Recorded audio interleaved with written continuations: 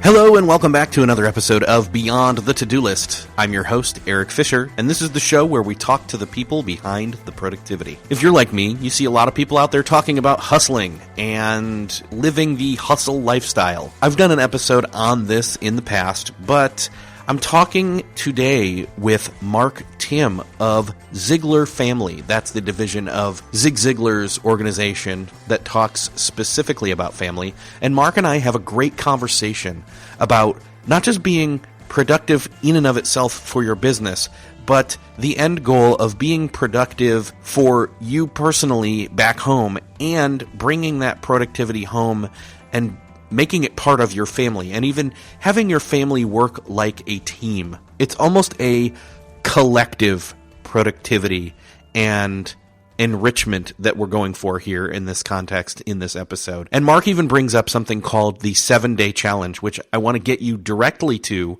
because it's immediately available right now, and you can get it at beyondthetodolist.com/family. Easy URL. Even if you're on your phone or out and about, you can sign up and grab these free videos from these major players that are talking all about the importance of family and different aspects of it that are going to take your life and productivity to a new level with your family. Again, that's beyondthetodolist.com/family. Before we get to that conversation, I want to say thank you to FreshBooks for supporting this episode of Beyond the To-Do List. FreshBooks is the tool that is going to get you paid 4 days faster, and their key, most talked about feature that everybody, if you've heard a FreshBooks ad on a podcast before, it's the fact that you can create online invoices in less than 30 seconds and then send those, and in a couple of clicks be able to see that your clients have seen your invoice. And so it takes this guessing game out of the way. It improves the organization and communication of invoicing. It even lets you track your time on projects as you go through those projects. Get organized, communicate with your clients better and faster, and get paid faster using the all-new version of FreshBooks that they redesigned from the ground up based on how their users were using the service. FreshBooks is offering a free 30-day trial to listeners of Beyond the To-Do List. To claim it, go to freshbooks.com/to-do and enter Beyond the To-Do List in the How Did You Hear About Us section. That lets them know that you, a listener of Beyond the To-Do List, appreciated that offer and supports this podcast. Again, that's beyondthetodolist.com/to-do. Enter Beyond the To-Do List in the How Did You Hear About Us section. Thanks again to FreshBooks for supporting this episode of Beyond the To-Do List. Enjoy this conversation with Mark Timm. This week, it is my privilege to bring to you Mark Timm. Mark, welcome to the show. Hey, thanks for having me, Eric. I'm excited to be here. So I like to do all these different kind of offshoot, what seemingly to maybe an outsider to the podcast would say, well, what's that got to do with productivity type topics? And then we discover, wait a second, productivity is about a whole life approach, And so I had you come on because you are the CEO of the most valuable business in the world, which is your family. My family. Aside from that, you're also president and CEO of Ziglar Family, which you can go into and explain, and also Cottage Garden Incorporated that you co-founded. So let's talk about what all those are, and then we'll unpack this. Sure. Well, the fact is that I'm a serial entrepreneur. Okay, so I quit counting at 10 businesses that I had started. Some of them, Eric, I built some businesses, into 8-figure businesses. I've sold businesses. Last year, actually 8 years ago, I sold my flagship business, and then last year I bought it back. And then I turned around and sold it the next day to my staff. And so, so I've really seen myself as a serial entrepreneur my whole life in different businesses. Cottage Garden is manufacturing. I've got a real estate holding company. I've got various different diverse businesses. But what ended up happening was this one day I'm driving home from work, and all of a sudden I'm dreading it. Like I'm a quarter of a mile from my home. At the end of my driveway, I don't want to finish the drive. And I'm like, what is wrong with you? And I realized that I could make 100 decisions with confidence and clarity at work, and I couldn't make the first decision when I walked in my home. And that's when the light bulb moment happened. What if the most valuable business that I will ever found, that I will ever own, that I will ever be a part of, that I will ever manage was the business I come home to instead of the business I go to? Nothing has been the same since that moment. So when you say I'm CEO of the most valuable business in the world, I'm telling you right now, I am, because there's no more valuable business in the world than my family, period. That's awesome. Yeah, and I believe that to be the same, same case in my family. It's just one of those things where, people feel like, and that's what betrays us, is it's our feelings and maybe our nagging thoughts, where, like you said, you were driving down the driveway and you didn't want to finish, and you had all the confidence in other realms, but that one. And that's listen, I've lost track in the thousands. I've coached families, I've surveyed families. Man, we're all the same. I mean, it's like, you rarely meet someone that has that degree of confidence at home, but yet in their business, they know what to do. They know how the rules work. They know the structure. They know, that if they make a mistake today, it may cost them a few bucks. But the problem is, if we make a mistake at home, we feel like the cost could be eternal. We feel like the cost could be forever. And so we may take risks at work and we won't take a risk at home. And so it's just we separate these two worlds and we keep them so far apart that they don't even exist in the same atmosphere, the same universe. But the reality is that they are so interwoven. You find me, I get a staff. Okay, I'm going to go on a tangent here. When I have found, I've had hundreds of employees over my career as an entrepreneur. Without a doubt, when I have a staff that's struggling at work, almost without fail, when I dig a little deeper, there's something going on at home. And so here we keep these worlds separate, but they're not separate. If our home life is tough, it's tough to bring our best to work, and vice versa. And so the reality is that they're way closer than what we realize. And the sooner we realize that, the more we can start to experience the same kind of success at home that we experience at work. A guest years ago brought up this, they hate the words or the phrase work-life balance. They would rather it be, they look at it from the angle of work-life blending. And I think that kind of jives with what you're talking about here. Well, I actually agree with it wholeheartedly. It's work-life blending. It's a little bit of one and the same. I mean, what I found is that I started moving these two worlds together, and the closer I got them, here's the crazy thing. Okay, I'm an entrepreneur. The light bulb moment for my kids, when all of a sudden dad shows up and he's got this confidence and clarity, I started the conversation. I launched, okay, for those of you that understand the concept of launching a business, starting a business, launching a product, I launched this idea of our family being the most valuable business that we're involved in with a conversation with my children about being an entrepreneur. And you would have thought, okay, that I just gave them the formula for ice cream. They were like, what? I mean, they were hanging on every word. I'm sitting here going, I can't get them to pay attention to me for 30 seconds.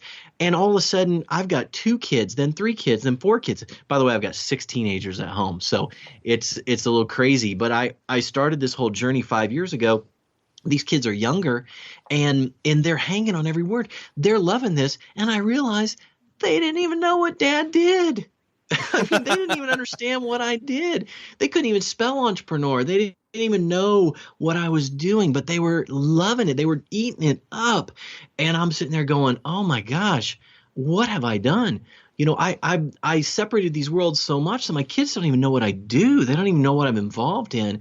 And next thing you know, I'm like, forget this. I started taking my kids with me. I went to the principal and vice principal. I sat down with them and said, I believe education is bigger than the classroom. And I got permission to start taking my kids with me. And from that point forward, I didn't go on a business trip unless I took one of my kids with me.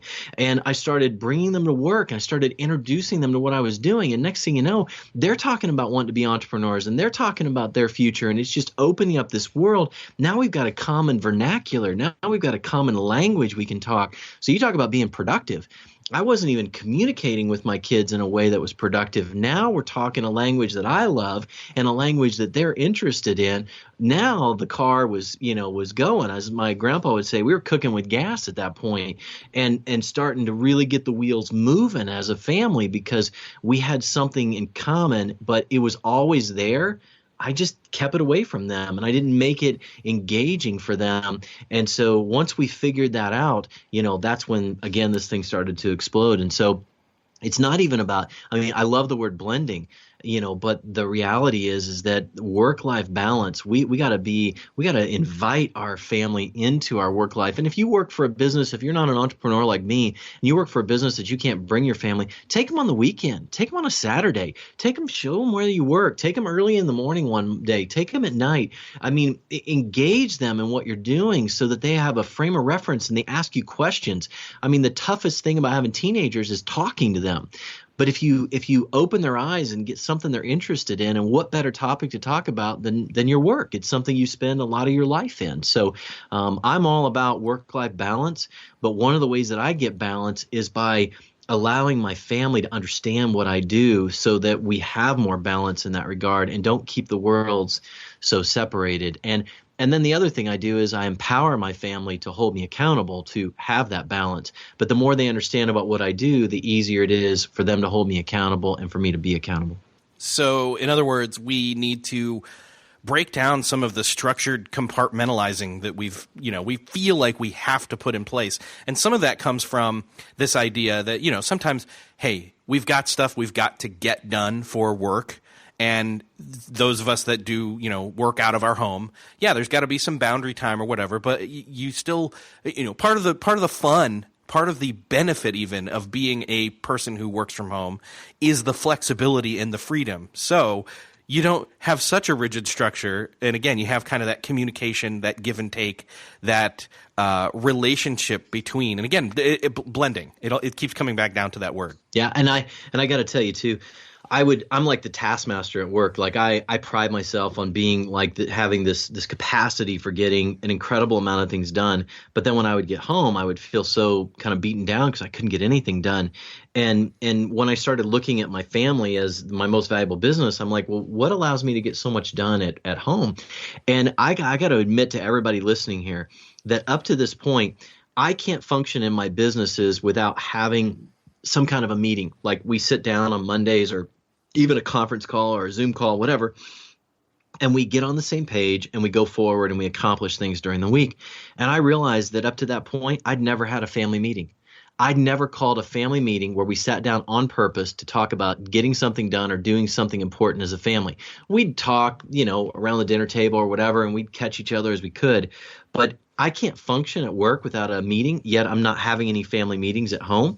And I put that one little practice in place, and it was a game changer. I mean, the things we were able to get done at home because we were talking on purpose, we were scheduling time to communicate, was like out of the park. And all of a sudden I started feeling that sense of accomplishment, and the family was feeling a sense of accomplishment, and we were getting stuff done, and we were doing it in less time because we were actually communicating about it on purpose, the same way we do in work, same way we do in business.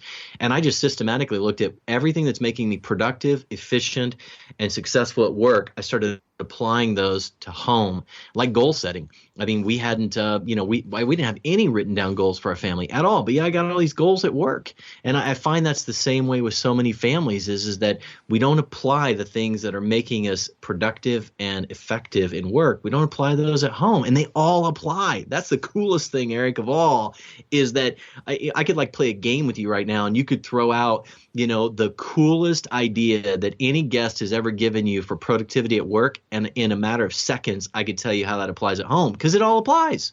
In a sense, you moved because you decided, wait, I am competent and confident even in these areas at work, but again, dread that driving up the driveway moment.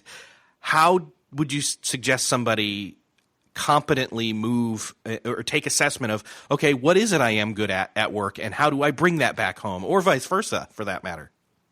I mean, I think that's I've helped so many families actually do this. And once we get through the whole, oh, it's good, it's good, it's good. And then we get down to it and we find that all families are struggling. I mean, you're not alone. I'm going to sit here and tell you my family struggles.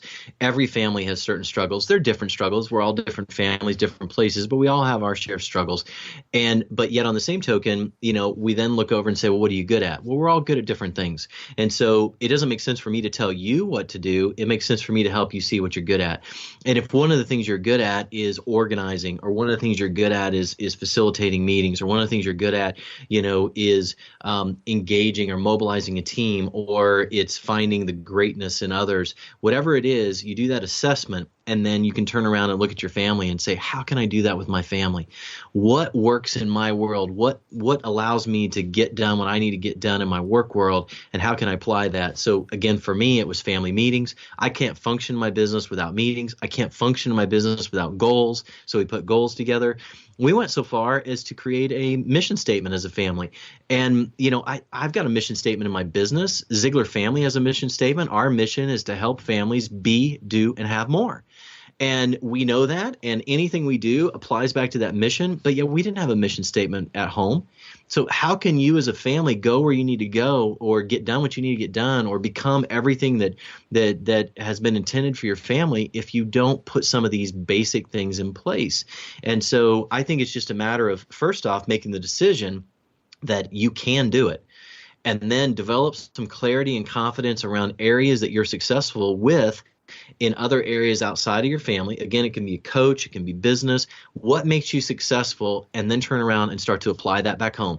And it works like this. Once you've decided, literally works by sitting down and first just having an intentional, on purpose conversation with your family that says, I'm ready to be a better dad than I have been. I'm ready to be the husband that I was put on this earth to be, the father that I was put on this earth to be. And moreover, I'm ready for this family to become everything that we were created to be. And I'm going to take the first step, and we're going to start being intentional about getting more stuff done, about being more productive, more proactive, and more powerful as a family. And here's the steps that we're going to take. And you'll have, just like me talking about being an entrepreneur, chins will be on the floor. It'll be that ice cream moment of wow, who is this person? Who abducted my mom or dad and put them in here? And then you'll have to follow through. Your actions will have to speak louder than words. And by the way, we've got practical tools to help you with this at Ziegler Family. I've written multiple ebooks that help families to implement this, but it really is just looking at doing an honest inventory of what you're good at and applying it back home, and then being willing to be vulnerable with your family and tell them what you're doing and ask them to come along on the ride with you. And the changes, it's not rocket science, but the changes are just unbelievable. They're incredible. It feels like that pivot moment in the sports movie where the coach and the players suddenly all realize they're on the same team and what it is that they're made for as far as a team, what winning looks like. And then they still have their struggles throughout the movie because we're not to the climax of the movie yet where they overcome the obstacle. But it feels like that defining moment of, let's get together and let's be a team. Let's really be a team, and not just in name, but in actions now. So it's kind of like it's that defining moment of, this is when your family comes together as a team towards the common goals. And you brought up something so cool, and I want to share this with anybody out there that's in our same situation. My family happens to be a blended family. We've got 3 boys and 3 girls. We're the modern day Brady Bunch. My wife and I, we call it a family merger because, again, I'm all about business. And so we merged 2 families together. We're a blended family. And you talk about the pivot moment of it all coming together. We had a lot of struggles early on trying to blend our family because it was his, hers, and it was just confusing and hard. And it is confusing and hard for everybody that's gone through that. Life is hard enough, let alone trying to blend 2 families. But the aha moment, the pivot moment, was when we started talking about our family as a business. And guess what? It wasn't her business. It wasn't his business. It was our business, and all of a sudden it was a clean slate, and it didn't matter if it was her kids, my kids, whatever. now we were all part of this family business and it was being created and the input was equal. I went so far as to incorporate our family. I took it a little far. And so we have a corporation called 2B Timms LLC, and every kid owns as many shares as I do. And it doesn't matter whose is whose and what's what. We're all in it together. And you talk about the blending moment, like that was the moment that our family actually started to blend. And it happened to be this concept that did it. And so if you're out there and you're struggling, maybe it's as simple as just saying, you know what, let's look at our family as a business and let's merge together and what that looks like. And let's become a new business. And that's what emerged out of it. It wasn't my old business and her old business. We created a new business with our family and with the input of our kids. And everybody was a part of that. And we were able to leave the past and the problems behind and focus on a different future going forward. So I just wanted to share that in case anybody's out there that needs to hear the message, because it wasn't easy. And this certainly made it easier. And it's been something we can build on.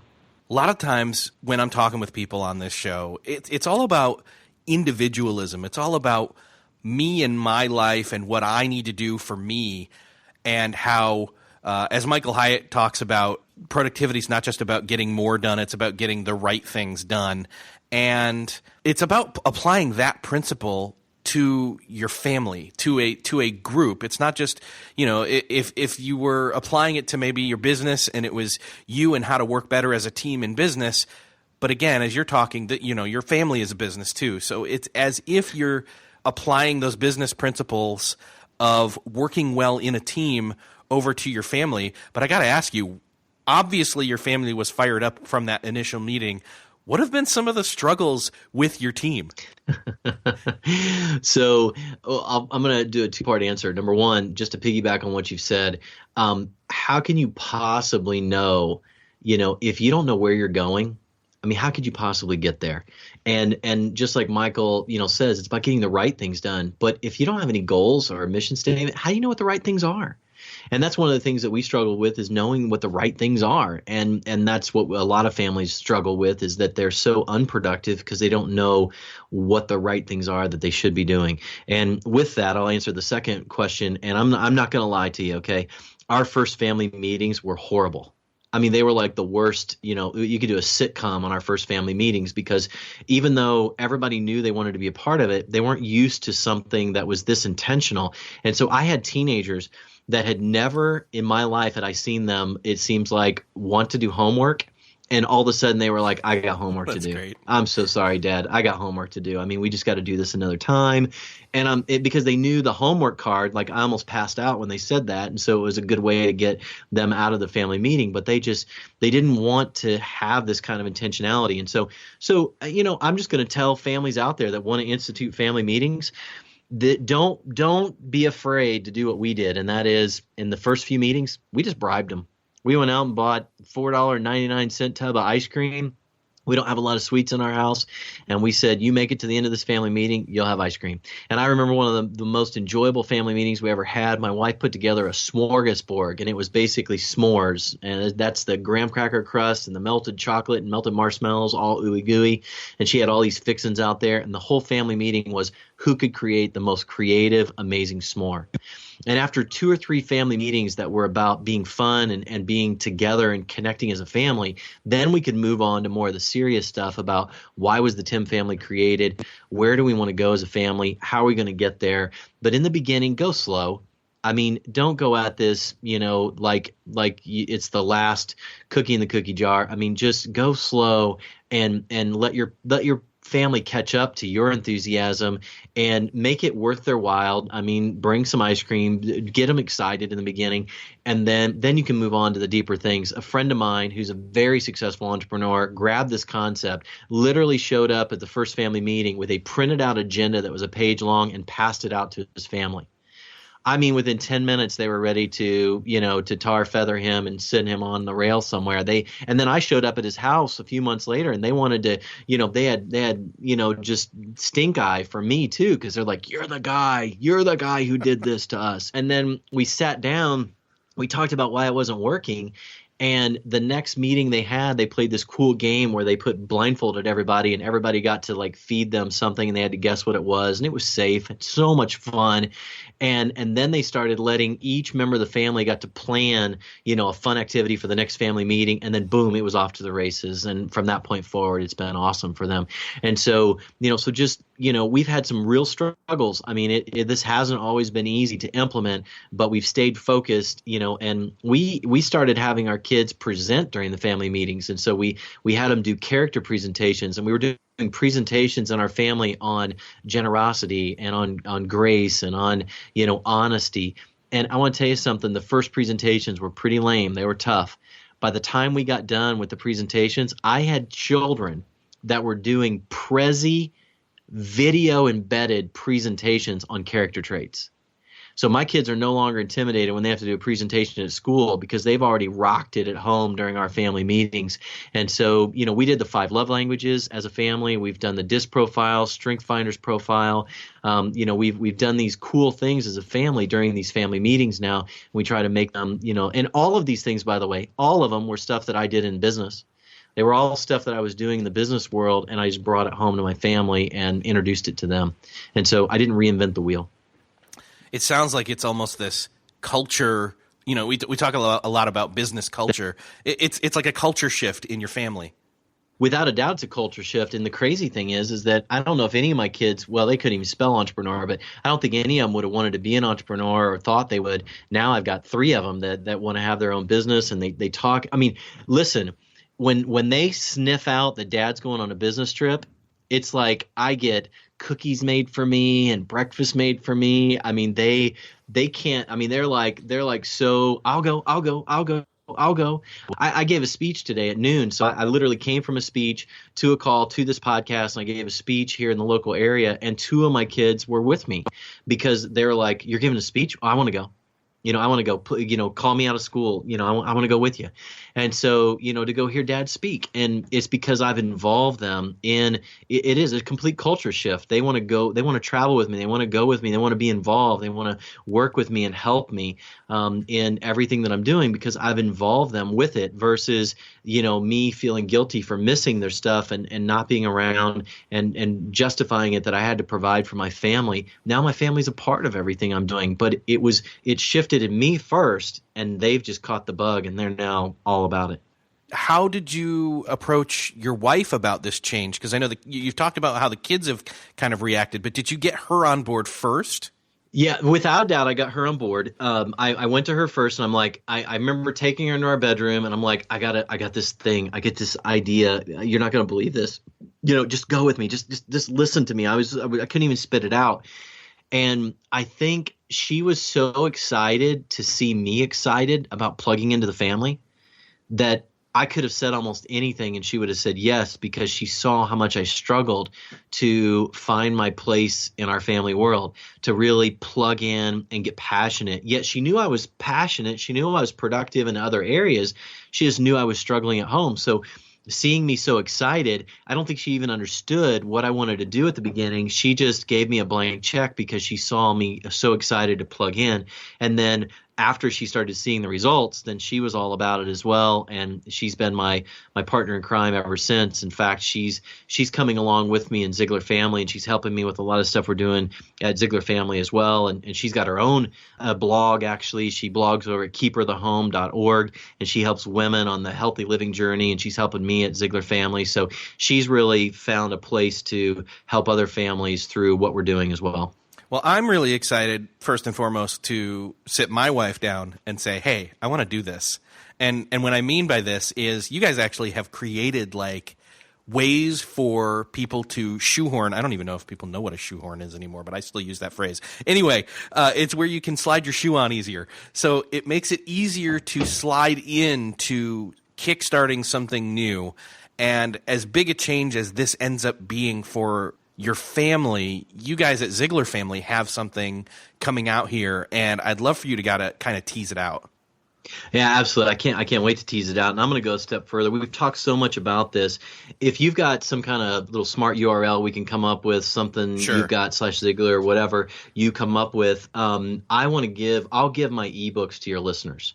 And so, so I'm more than happy to do that. Right now sometimes they can get them at ZieglerFamily.com, but we've got something so cool going on over there that we're really driving a lot of our energy there. But Eric, I want your listeners to I've got an ebook on how to do family meetings. I've got another ebook on how to basically you and your family can win at home. And I'll make that all available to your listeners because I want you guys to be able to implement with ease, the things that we've talked about here on the show. And so, but I'll go over to Ziegler Family. So I took the concept that I've talked about up till now, Eric, was all about being intentional at home, moving the needle with families. And I started sharing that out there to the world, and the world was like, yeah, I want more of this. And the children of Zig Ziglar actually contacted me and said, our father's legacy, we want to continue our father's legacy. He passed away, and we want that legacy to continue. And we've decided we want it to continue in families. Wouldn't it be amazing if every family, was able to be impacted by our father, because family mattered most to him. I mean, that was what mattered most, was his family. He did so many speeches to business people and enterprise, but family was where he really got fired up. So the long and short is we partnered and we created this concept called Ziegler Family, and it's basically the life's body work of Zig Ziglar packaged in a way that families can really digest it. And we're all about helping families to be more, do more, and have more. And the obvious question is, what's more? Well, it's different for every family. We're meeting you right where you're at. If it didn't matter where you're at economically or where you're at health-wise of your family, whatever more is, once you define that and we help you to define that, then we help you to be, do, and have whatever it is that you believe your family should be, do, and have. And so that's our mission at Ziegler Family. And we started getting a lot of traction, and and people can go to ZieglerFamily.com and check out everything we're doing there, which would be awesome. But what I really want to talk about, Eric, is we had this vision. So 250 million people have been impacted by Zig Ziglar. And so we said, wait a minute. Okay, our vision here at Ziegler Family is awesome, but we've got to like reach out and touch the world. We can change the world, and we're going to do it right around the kitchen table. We're going to do it right around the dining room table of every family in the world. How could we do that? And we started looking at Zig Ziglar's life and his legacy, and we're like, what translates to families? And we came up with his Wheel of Life. Zig Ziglar talked about 7 areas in the Wheel of Life that if every family had these 7 areas, some competency in these 7 areas, then you would have balance. And there are areas like communications and work-life balance and relationships and financial and, areas that we know we need. But oftentimes we're out of balance. We're spending all of our time at work, or we're spending all of our time in community activities, but we're not spending time communicating as a family. And so then we said, okay, the Wheel of Life is it. Every family needs to understand the Wheel of Life, and they're all good. But how do you get every family to buy into having balance? And how do you get every family to understand these 7 spokes on the wheel? So we literally whiteboarded and said, what if we found an expert in each of the 7 areas, and we got them to take their life's work, like they've spent their entire life in this one area, and then they boil it down to a 5-minute message for families? Wouldn't that be cool? And we filled this whiteboard with 50 names. And then we circled 7 names. And those 7 names represented one person in each of the 7 areas. And we said, if we could get those people, we could change the world. And we could get not just thousands, not just tens of thousands, but potentially hundreds of thousands of families to join us here. And so we created something called the 7-Day Family Challenge. You can find it at 7daychallenge.com. And we got, Eric, are you ready for this? The 7 names that we circled, we got all 7 of them to say yes. So in the area of financial, the name we wanted, the person we wanted was Dave Ramsey. And we thought if we could get Dave Ramsey to take his life's work and boil it down to a 5-minute message for families, that would move the needle. And he said yes. And we went to Dr. Gary Chapman with the 5 love languages. I mean, the guy's almost 80 years old. He's got an entire life's work helping people have better relationships. And we said, if he could take 80 years of his life's wisdom and boil it down to a 5-minute message for families, that would move the needle. And we went to Michael Hyatt. And we talked to him about communication and said, if you could take your life's work and boil it down to a 5 to 10 minute message for families, what would it be? And he said yes. And Tony Dungy, the Super Bowl winning coach of the Indianapolis Colts, and we said, the guy's got 10 kids, crazy busy, but his family is so important. The ultimate work-life balance, success story, then man, that would move the needle. And each one of them have done it. I've seen all the videos. They make the hair on my skin stand up on end because it's their body of work boiled down to 5-minute message on a video that is delivered into the hearts and homes of families during a 7-day challenge, during a 7-day window. And what it does is it lets families know that this can happen. This can happen for their family, that they can have success in 7 areas. And our hope is that every family experiences a week of wins, 7 wins in a row. You win 7 times in a row, you're on what's called a winning streak. And our goal is that after you've won 7 days in a row, that you're just going to keep that winning streak going. That once your wheel of life is moving and it's moving forward, that you're going to keep it moving. And that's what the 7-day challenge is all about. It's getting that confidence. It's getting that clarity. It's getting that hope that we all want as families to be, do, and have more in these 7 key areas. So that's what we're doing at Ziegler Family. It's the 7-day challenge is sponsored by Ziegler Family, and the presenters are lights out. It's so easy for any family to do. We need them to carve out 10 minutes, 7 days in a row, and then let the wins begin. Awesome. And as this is releasing, this challenge is getting ready to go live. So I will have all the links for that in the show notes for this episode. And so all of that, obviously, Eric will have it on all the show notes. But, we've made it incredibly easy for every family. And our challenge, by the way, Eric, is challenges are more fun to do with community, with others. And so when you sign up, invite 2 or 3 other people to do it with you. Take the challenge together. Do it together. Do it as a community thing, and then talk about it and have fun with it and start winning with other families. And so that's when this thing will really get special, is when you invite other people to join this challenge with you. I know that this is just the beginning for many people in terms of an eye-opening window into not just their own, quote, productivity, but their whole life and their family life coming to life. And so I'm really thrilled that I got to talk with you, and I'm glad that we got to talk today. I'm glad that we got to talk too. And I got to tell you, if there's anything I've learned from talking to these thousands of families, it's this: we weren't put on this earth to do this alone. And right now, even though we've got the best communication, best technology ever, we've probably never felt more alone as families as we do right now. And the reality is we weren't here to do it alone. We weren't put on this earth to do it alone. We need a community. We need other families that are on the same journey as us.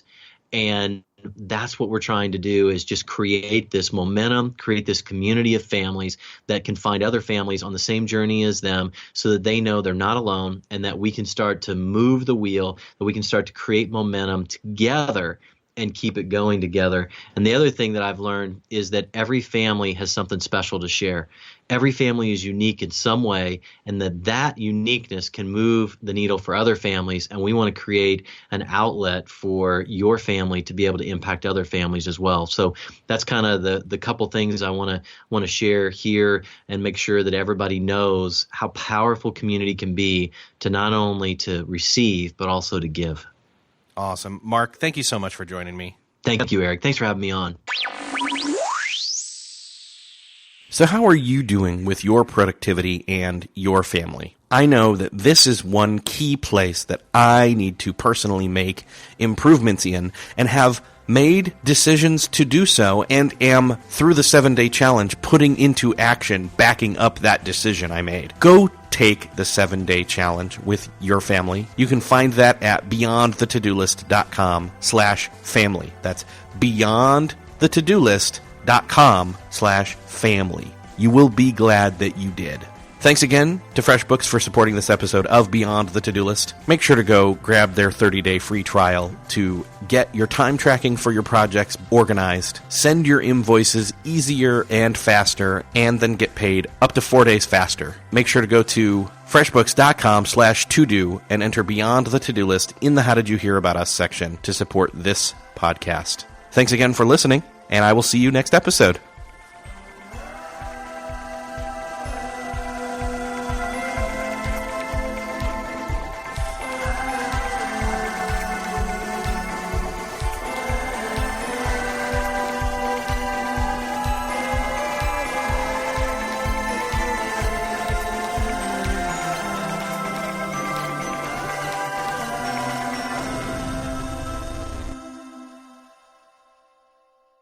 Beyond the To-Do List is a proud member of the Noodle Mix Network. Find more of our award-winning and award-nominated podcasts to make you think, laugh, and succeed at noodle.mx.